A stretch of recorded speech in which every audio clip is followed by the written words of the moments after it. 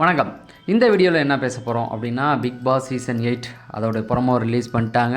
மக்கள்லாம் ரொம்ப ஈகராக வெயிட் பண்ணிகிட்டு இருக்காங்க. எப்போ சீசன் ஆரம்பிக்க போகிறாங்க, எப்படி இருக்க போகுது, விஜய் சேதுபதி என்ன பண்ண போகிறாரு, கமல் சாரை மெந்துவாரா, அப்படி இப்படின்னு ஒவ்வொரு சேனல்லையும் ஒவ்வொரு விவாதங்கள் போயிட்டே இருக்குது. ஆனாலும் அந்த ப்ரோமோவில் விஜய் டிவி பண்ண குறும்பு சூப்பரான குறும்பு.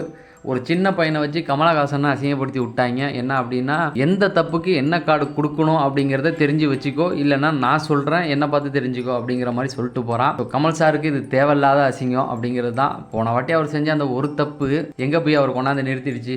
இந்த பிக் பாஸ் சீசன் அப்படிங்கிறது கமல் சாரால் தான் இன்றைக்கி தமிழ்நாட்டில் ரொம்ப ஃபேமஸ் ஆச்சு. இருந்தாலும் கமலஹாசனாகவே இருந்தாலும் நாங்கள் தூக்கி அடிப்போம் பிக் பாஸ் டீம் பண்ணி காமிச்சிட்டாங்க.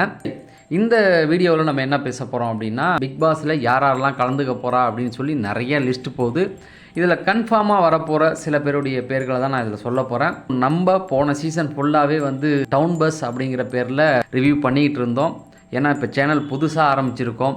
அந்த சேனல் ஒரு 22,000 சப்ஸ்கிரைபர் இருந்தாங்க. சின்ன பிரச்சனைனால அதை தொடர முடியாமல் போச்சு. நம்பிக்கையோடு தொடங்கியிருக்கோம். பழைய ஆட்கள் பார்த்தா என்ன அடையாளம் தெரியும். இப்போ புதுசாக பார்க்குறவங்க நம்ம சேனலை சப்ஸ்கிரைப் பண்ணிட்டு பக்கத்தில் இருக்க பெல் ஐக்கானை கிளிக் பண்ணி ஆள் கொடுங்க. அப்போ தான் நான் வீடியோ போடும்போது உங்களுக்கு நோட்டிஃபை ஆகும். இந்த சீசன் விஜய் சேதுபதி தான் வரப்போகிறாரு. அது எல்லாருக்குமே தெரிஞ்ச விஷயம். ஆனால் எல்லாருக்குள்ளேயும் இருக்கிற ஒரே கேள்வி, அவர் எப்படி இதை ஹேண்டில் பண்ணுவார் அப்படிங்கிறது தான். கமல் சாருக்கு ஈக்குவலாக அவரால் நிற்க முடியுமா அப்படின்னு கேட்டிங்கன்னா கண்டிப்பாக முடியாது அப்படிங்கிறது தான் என்னுடைய ஸ்ட்ராங்கான பதில். ஏன்னா கமல் சாருக்கு இருக்கிற அந்த அறிவுத்திறன் வேறு யாருக்குமே வராது அப்படிங்கிறது தான். அவரால் ஒரு புக்கை பற்றியும் பேச முடியும், இங்கே இருக்கிற இண்டஸ்ட்ரியில் இருக்கிற ஒருத்தவங்களை பற்றியும் பேச முடியும், இன்றைக்கி உள்ளவங்களை பற்றி பேச முடியும், ஒரு 50 வருஷத்துக்கு முன்னாடி இருந்தவங்களை பற்றி பேச முடியும், அவங்க கூட இருந்த எக்ஸ்பீரியன்ஸை சொல்ல முடியும். இதை தாண்டி உலக அளவில் உள்ள புத்தகங்களை பற்றி பேசுவார், உலக அளவில் உள்ள மனிதர்களை பேசுவார்.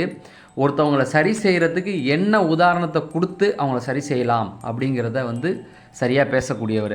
அதில் மிக முக்கியமான ஒரே ஒரு விஷயத்தை மட்டும் நான் உங்களுக்கு சொல்கிறேன். 5வது சீசனா 6வது சீசனான்னு எனக்கு சரியாக தெரியல.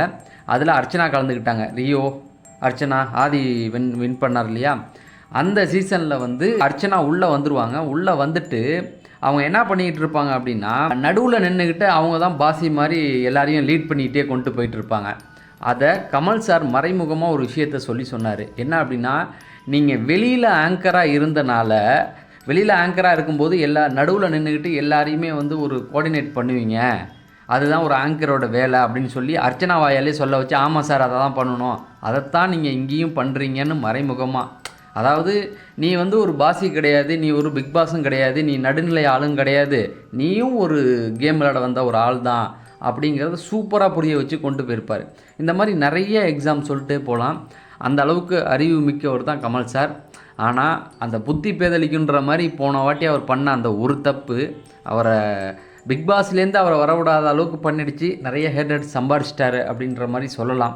ஏன்னா நிறைய பேர் அவர் வர வேணான்றாங்க. அவருடைய ஃபாலோவர்ஸே என்ன சொல்கிறாங்கன்னா, அவர் ஏங்க இங்கே அசிங்கப்படணும், போன வாட்டி அந்த அளவுக்கு ரோஸ்ட் பண்ணிட்டாங்க. இன்றைக்கி விஜய் டிவி இந்த ப்ரோமோவில் ஒரு சின்ன பையனை வச்சு வச்சுருக்காங்க. என்ன அப்படின்னா, எந்த கார்டுக்கு எந்த தப்புக்கு எந்த கார்டு கொடுக்கணும் அதை தெரிஞ்சு வச்சுக்கிங்க, இல்லைனா நான் என்னை பார்த்து தெரிஞ்சுங்கன்றான். ஸோ போன வாட்டி சீசன் முடியும் போது குரோஷியும் புகழும் கமல் சாரை கலாய்ச்சிருப்பாங்க. அது அவங்களே கலாய்ச்சாங்க அப்படிங்கிற மாதிரி எனக்கு தோணுச்சு.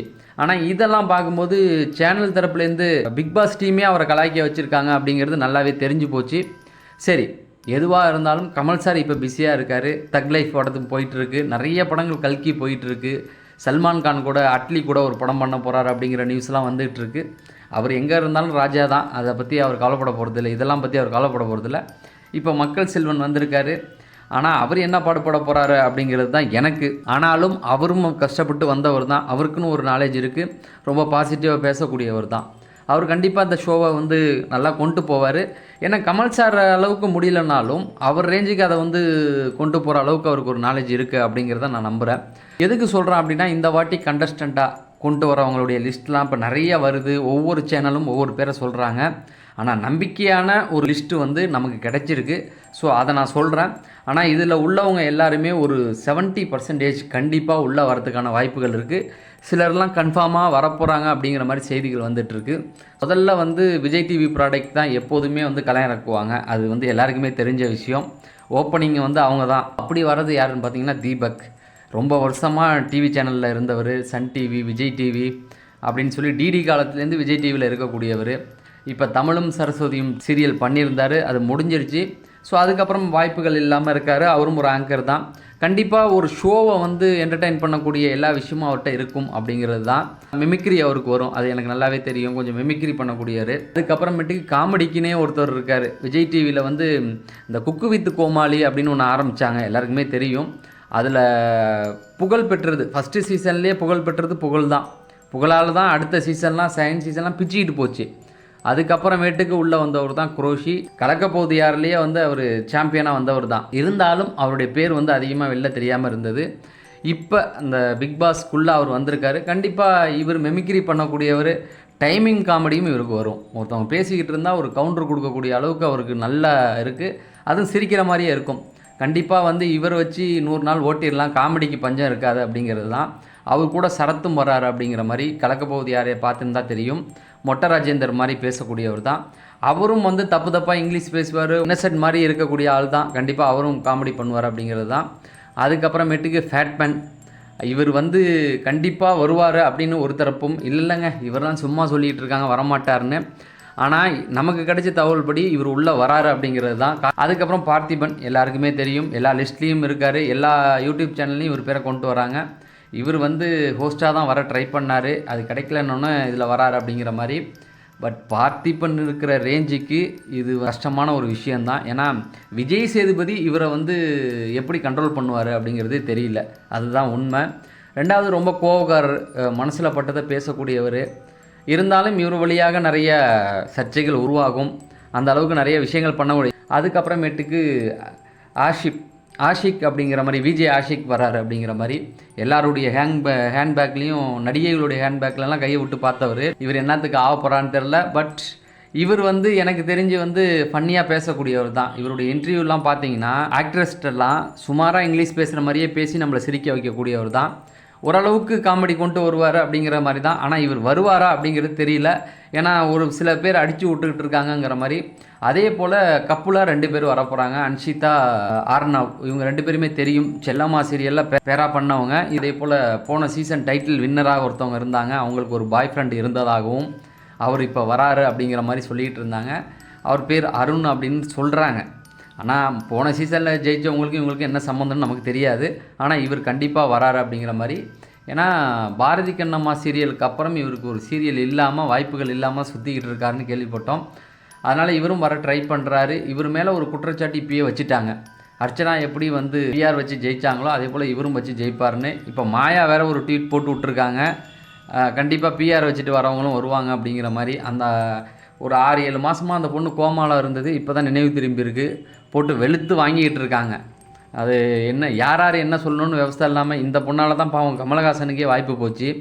இருந்தாலும் வந்து பேசிக்கிட்டு இருக்கு. பரவாயில்ல விட்டுடுங்க, போன வாட்டி ரொம்ப அவங்கள ரோஸ்ட் பண்ணியாச்சு, இப்போ அவங்களுக்கு இம்பார்ட்டன்ட் கொடுக்க வேண்டாம் அப்படின்னு நினைக்கிறேன். அதே போல் வந்து வினோத் பவித்ரா எல்லாருக்குமே தெரியும், அவங்களும் வந்து சீரியல்லேருந்து வந்தவங்க தான். அதுவும் ஜோடியாக இவங்களும் நடித்தவங்க. இவங்க 2 பேரும் வரப்போகிறாங்க அப்படின்னு சொல்லி. இவங்க 2 பேருக்குமே நிறைய ஃபாலோவர்ஸ் இருக்காங்க. ஏன்னா ரொம்ப வருஷமாக அந்த சீரியல் போயிட்டுருக்கு. அவங்க வராங்க அப்படிங்கிற மாதிரி சொல்கிறாங்க. அதே போல் ஹரினா, பாரதி கண்ணம்மாவில் வில்லியாக நடித்தாங்க இல்லையா, அவங்க வராங்க. கண்டிப்பாக இவங்க உண்மையாகவே வில்லத்தனம் பண்ணுவாங்களா அப்படிங்கிறது அங்கே உள்ளே வந்து பார்த்தா தான் தெரியும். அதுக்கப்புறம் வந்து கோகுல்நாத், ஒரு காலத்தில் வந்து அந்த கோகுல்நாத் வந்து டான்ஸ் ஷோலெலாம் கலந்துக்கிட்டு இருந்தார், மாநாட மயிலாடலாம். இப்போ இவர் இங்கே வந்திருக்காரு. ஒரு காலத்தில் பிக் பாஸ் ஆரம்பித்ததோட பிக் பாஸோட வாய்ஸ் இவர் தான் கொடுத்துக்கிட்டு இருக்காரு அப்படிங்கிற மாதிரி ரூமர்லாம் கிளம்பிக்கிட்டு இருந்தது. நானே அதான் நம்பிக்கிட்டு இருந்தேன். பட் இப்போ இவர் உள்ளே வராரு, அப்போ கண்டிப்பாக பிக் பாஸ் வாய்ஸ் இவர் கொடுக்குறது இல்லை அப்படின்னு நல்லா தெரிஞ்சு போச்சு. அதுக்கப்புறமேட்டுக்கு ஸ்ரீலங்காவிலேருந்து ஒரு ஆளை இறக்கியிருக்காங்க, வாகீஸ்வரன் அப்படின்னு சொல்லி. ஸோ ஒரு ரேப்பர் தான், இப்போ சமீபத்தில் ட்ரெண்டிங்கில் வந்துக்கிட்டு இருக்காரு. டான்ஸுக்கு காமெடிக்கெல்லாம் ஆள் இருக்காங்க இல்லையா, அந்த மாதிரி பாட்டுக்கு ஒரு ஆள். எப்போவுமே விஜய் டிவியில் இந்த மாதிரிலாம் தூக்கி போடுவாங்க. அதுவும் ஸ்ரீலங்காவில் இருக்கவங்களெல்லாம் பார்க்க வைக்கணும் இல்லையா, அதுக்கு. ஸோ அப்படி மலேசியா அப்படி இப்படின்னு கொண்டு வருவாங்க. போன வருஷம் இந்த துபாயிலேருந்து கூப்பிட்டு வந்தாங்க. இந்த மாதிரி இன்னும் ஆட்களை கூப்பிட்டு வருவாங்க. தொடர்ந்து நம்ம அப்டேட் கொடுத்துக்கிட்டே இருப்போம். கண்டிப்பாக நீங்கள் பார்த்தீங்கன்னா இந்த வீடியோவை லைக் பண்ணுங்கள். நீங்கள் லைக் பண்ணால் இன்னும் நிறைய பேருக்கு இந்த வீடியோ சஜெக்ஷன் ஆகும். லைக் பண்ணுங்கள், கண்டிப்பாக சப்ஸ்கிரைப் பண்ணுங்கள். சப்ஸ்கிரைப் பண்ணிவிட்டு பாருங்கள். கண்டிப்பாக நம்ம அடுத்த வீடியோவில் சந்திப்போம். நன்றி, வணக்கம்.